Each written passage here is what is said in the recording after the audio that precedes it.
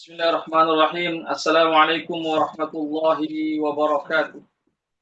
Alhamdulillah wassalatu wassalamu ala Rasulillah wa ala alihi wa sahbihi wa man wala amma ba'd.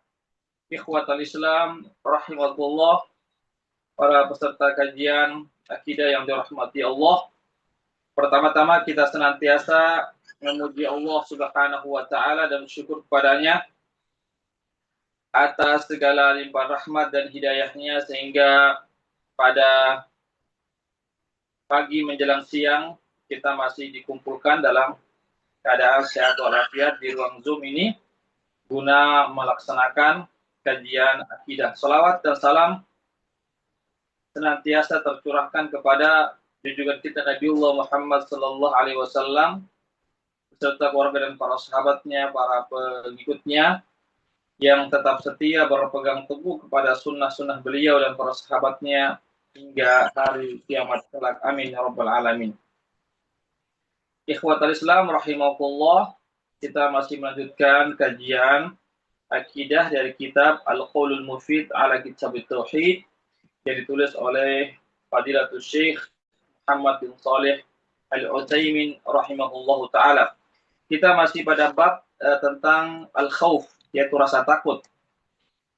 Kita sampai pada hadis yang terakhir, yaitu hadis yang berbunyi wa an Aisyah radhiyallahu anha anna Rasulullah sallallahu alaihi wasallam qala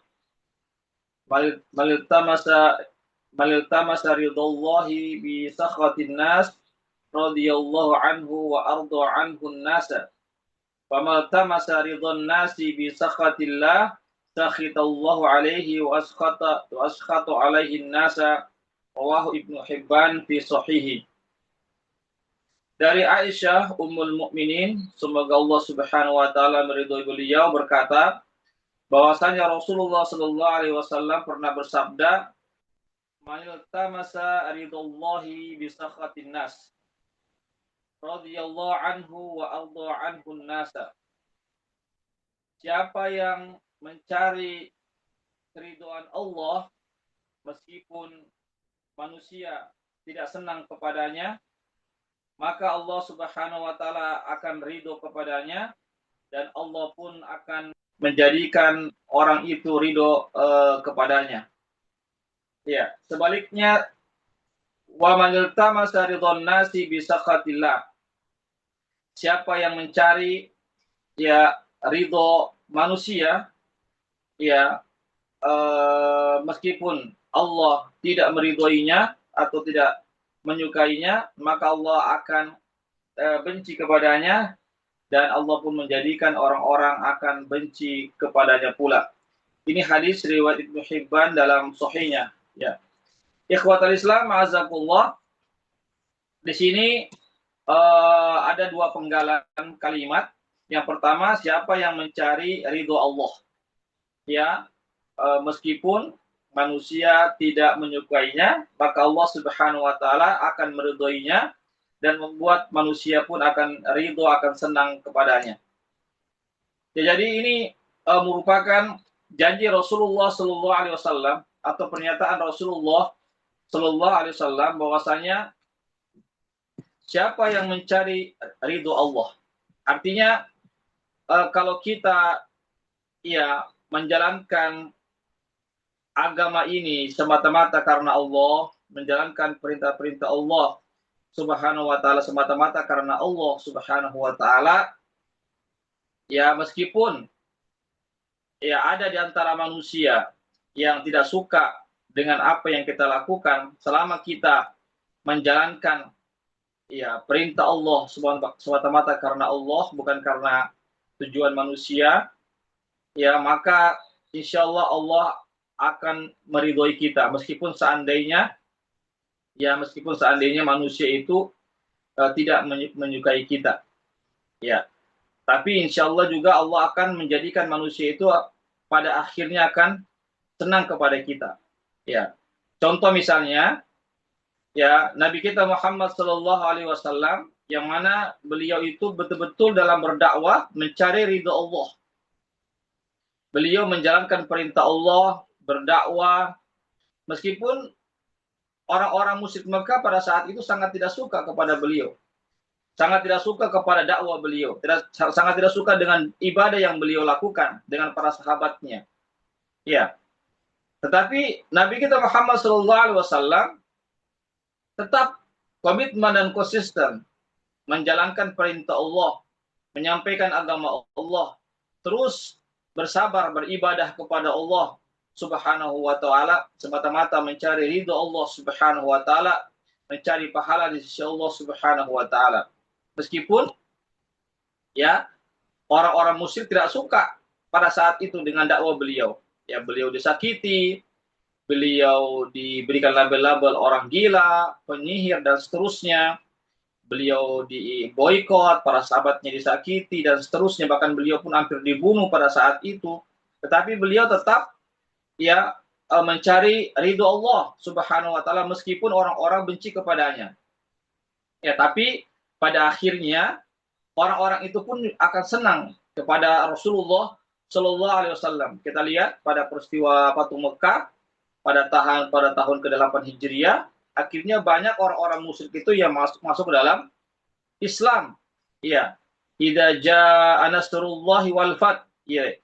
Apabila dalam surah An-Nasr disebutkan idza jaa nasrullah, idza jaa nasrullah, apabila telah datang pertolongan Allah wal fath dan pembukaan kota Mekah, penaklukan kota Mekah ya di tangan kaum muslimin atas orang-orang musyrik pada saat itu, wa ra'aitan nasa, dan engkau melihat orang-orang masuk ke dalam Islam ya berbondong-bondong ya dalam jumlah yang sangat banyak. Ya, akhirnya orang-orang musyrik pun yang tadinya benci kepada Nabi, akhirnya mereka pun cinta kepada Rasulullah Shallallahu Alaihi Wasallam. Ya, kenapa? Karena tadi Nabi bersabar selama 13 tahun di Mekah, kemudian selama 8 sampai 10 tahun kurang lebih sebelum selama 8 tahun sebelum penaklukan kota Mekah, Nabi bersabar ya menegakkan agama Allah, menyampaikan agama Allah, membela agama Allah, ya menyebarkan agama Allah, mendakwakan agama Allah kepada orang-orang musyrik Mekah khususnya dan sekitarnya. Ya, meskipun orang-orang musyrik itu tidak suka ya, karena mereka menyembah berhala, menyembah patung-patung, mereka memiliki Tuhan-Tuhan yang lain selain Allah Subhanahu wa taala yang sangat bertentangan sekali dengan dakwah Rasulullah Shallallahu Alaihi Wasallam.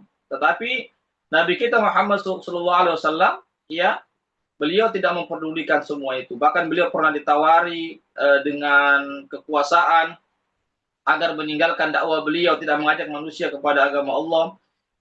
Beliau pernah ditawari dengan pembesar kafir Quraisy untuk diberikan harta yang banyak yang mana beliau inginkan, bahkan diberikan juga wanita-wanita yang cantik jika dia menghendakinya, ya, asal beliau meninggalkan perintah Allah untuk menyebarkan agama Islam.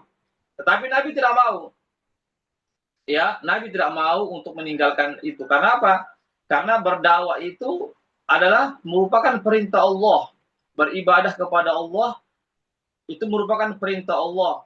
Ya, di situlah ada ridho Allah. Allah senang tatkala nabinya menyampaikan agama Allah, beribadah kepada Allah, membela agama Allah Subhanahu wa taala. Di situlah adanya ridho Allah. Jadi Nabi menjalankan perintah-perintah Allah semata-mata mencari ridho Allah, mencari kesenangan Allah. Itulah yang Allah senangi tatkala kaum muslimin itu menegakkan agama Islam, menyampaikan agama Islam, membela agama Islam. Meskipun pada awal-awalnya beliau mendapatkan ujian-ujian, ya rintangan-rintangan, halangan-halangan dari orang-orang musyrik, tetapi itu tidak menjadi penghalang bagi beliau untuk ya mencari ridho Allah Subhanahu wa taala. Kita pun juga demikian. Ya, ini bukan cuma hanya kepada Nabi kita Muhammad SAW saja, tetapi kita pun juga demikian adanya. Ya, kita seandainya misalnya ada orang-orang yang menghalang-halangi kita untuk beribadah, maka kita ya tidak pernah mundur untuk meninggalkan ibadah tersebut. Seandainya ada orang-orang yang menghalangi kita untuk berdakwah, maka kita tidak pernah mundur untuk meninggalkan dakwah tersebut. Kenapa? Karena ibadah dan dakwah ini merupakan perintah Allah yang harus kita jalankan. Dengan adanya dakwah, ibadah dan dakwah ini disitulah kita mencari ridho Allah, karena Allah mencintai, meridhoi ada namanya ibadah kepadanya, hanya kepadanya, dan dakwah yang mengajak manusia kepada Allah Subhanahu wa taala. Ya, jadi disitulah ridho Allah Subhanahu wa taala. Oleh karena itulah apapun posisi kita, apapun keadaan kita, ya, maka kita tidak boleh mencari keridhaan manusia untuk meninggalkan keridhaan Allah Subhanahu wa taala. Jadi sekali lagi, tentu pasti banyak cobaan-cobaan, banyak namanya godaan-godaan dalam mengarungi hidup dan hidup ini, dalam menjalankan agama, mengamalkan aturan-aturan agama, pasti banyak namanya, boleh jadi cacian-cacian, ejekan-ejekan, bahkan sampai penghalang-penghalang. Maka itu tidak menjadi problem bagi kita. Kita harus lewati semua itu, ya, harus penuh kesabaran, penuh keikhlasan, ya. Karena apa? Karena kita harus mendahulukan ridha Allah dari segala-galanya. Namun sebaliknya, kalau ada orang kata Nabi, "Maltama ridwan nasi bi sakhatillah." Sebaliknya, siapa yang mencari keridhaan manusia, ya, sedangkan dia meninggalkan dan lebih memilih kemurkaan Allah atasnya, ya, karena dia mencari ridho manusia, dan ridho manusia pada saat itu atau apa yang diinginkan oleh manusia itu bertentangan dengan aturan Allah Subhanahu wa taala, ya, dan dia lebih memilih keinginan manusia, memilih kesukaan manusia daripada keinginan dan kesukaan Allah, maka kelak Allah Subhanahu wa taala pun akan marah kepadanya. Allah tidak ridho kepadanya, Allah murka kepadanya, dan Allah pun menjadikan manusia itu akhirnya, ya, tidak suka kepadanya. Ya, tidak suka kepadanya. Karena apa? Karena yang membolak-balikkan hati manusia itu hanyalah Allah Subhanahu wa taala. Boleh jadi yang tadinya kita mencari keridhaan manusia agar manusia senang kepada kita, kita ikuti mereka agar mereka senang kepada kita, sedangkan kita menabrak aturan Allah, meninggalkan larangan Allah meninggalkan perintah-perintah Allah, mengerjakan larangan-larangan Allah Subhanahu dengan tujuan agar kita dipuji oleh manusia, agar manusia senang kepada kita, padahal kita menabrak aturan Allah dan Rasul-Nya, kita melanggar aturan Allah dan Rasul-Nya, maka Allah akan marah kepada kita, maka Allah Subhanahu wa taala akan tidak senang kepada kita, akan murka kepada kita, karena kita lebih mendahulukan keridhaan manusia daripada keridhaan Allah Subhanahu wa taala. Dan juga Allah pun akhirnya menjadikan manusia yang kita cari keridhaannya itu akhirnya berpaling, mereka berbalik membenci kita, tidak menyukai kita. Ini ikhwat Islam, azakumullah, yang harus kita perhatikan bersama. Jadi sekali lagi, jangan sampai kita mencari keridhaan manusia sedangkan kita melanggar aturan Allah dan Rasul-Nya. Jangan sampai kita ingin mendapatkan pujian manusia sedangkan kita harus meninggalkan perintah Allah dan Rasul-Nya. Jangan sampai kita mencari kedudukan di sisi manusia padahal kita telah melanggar aturan-aturan Allah atau larangan-larangan Allah Subhanahu wa taala. Ini ikhwat Islam, a'azakullah.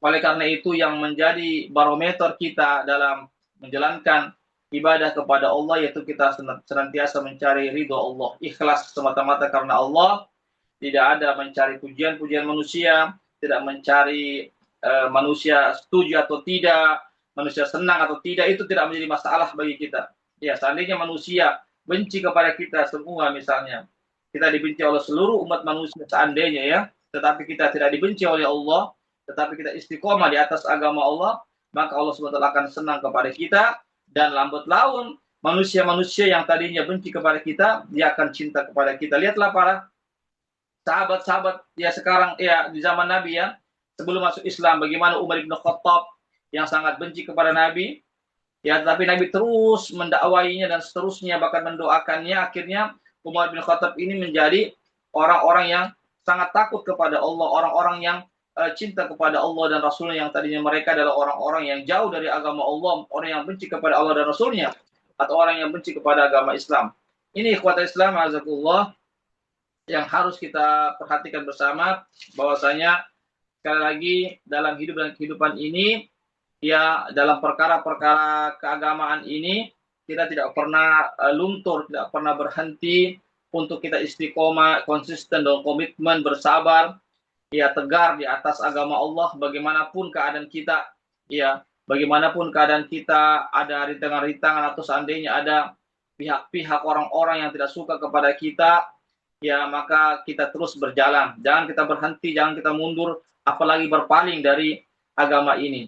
Jadi sekali lagi ikhwat Islam, azakullah, yang kita cari di dunia ini adalah keridhaan Allah. Kita harus semata-mata ikhlas menjalankan perintah Allah.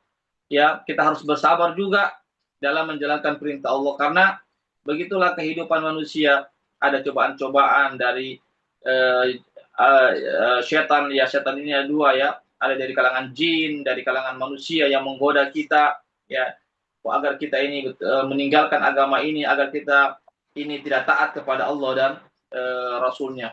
Ini ikhwat Islam, azakullah. Jadi sekali lagi, ya hadis Nabi ini memberikan kepada kita pelajaran, motivasi, ya antara harapan juga dan ancaman, ya artinya pahala-pahala dari Allah Subhanahu wa taala. Apa artinya kita mendapatkan pujian manusia, kesukaan manusia, manusia suka kepada kita, apa artinya kalau Allah benci kepada kita? Ya, apa artinya kalau Allah murka kepada kita? Ya, tidak ada artinya. Ya. Oleh karena itulah ya ikhwatul Islam azakullah, sekali lagi kita harus terus komitmen di atas agama Allah, bersabar, harus tegar kita karena begitulah musuh-musuh kita dari depan, setan yang menggoda kita dari depan, dari belakang, samping kanan, belum lagi setan-setan dari kalangan manusia yang berwujud manusia itu juga menggoda kita, mengajak kita untuk ikut kepadanya, padahal apa yang dia ajakkan itu adalah jauh atau menyimpang dari jalan Allah Subhanahu wa taala. Demikianlah apa yang bisa kami sampaikan. Satu hadis ini sudah cukup memberikan motivasi kepada kita untuk kita senantiasa mencari ridha Allah, ya meskipun barangkali seandainya manusia tidak suka kepada kita. Dan janganlah kita mencari ridha manusia, ya kesukaan manusia, padahal Allah Subhanahu wa taala membencinya, tidak menyukainya. Ini ikhwat Islam azakullah. Semoga kita semuanya menjadi hamba-hamba Allah yang senantiasa mencari ridha Allah Subhanahu wa taala. Semata-mata mencari ridha Allah, bukan mencari keridhaan daripada umat manusia. Demikianlah apa yang bisa saya sampaikan. Ya, sebelum saya tutup, kalau ada yang bertanya dipersilakan.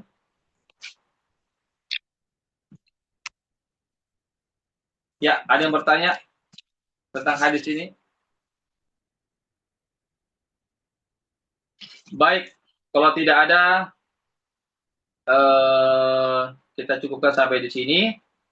Ya, mudah-mudahan kita semua menjadi hamba-hamba Allah yang senantiasa mencari ridho Allah Subhanahu wa taala. Kita tidak boleh mentaati seorang apapun, siapapun, jika orang itu menyuruh kita kepada perbuatan kemaksiatan, tidak boleh kita mengikuti mereka. Kita hanya ikuti manusia jika manusia itu menyuruh kepada kita kepada kebaikan. Ini ikhwatul Islam azakumullah yang harus kita perhatikan, karena kebaikan itu adalah disitulah Allah menyukai kebaikan, menyukai juga orang yang berbuat kebajikan. Demikianlah apa yang bisa kami sampaikan. Mohon maaf sekali lagi atas kekurangannya. Wabillahi taufiq wal hidayah. Wassalamualaikum warahmatullahi wabarakatuh.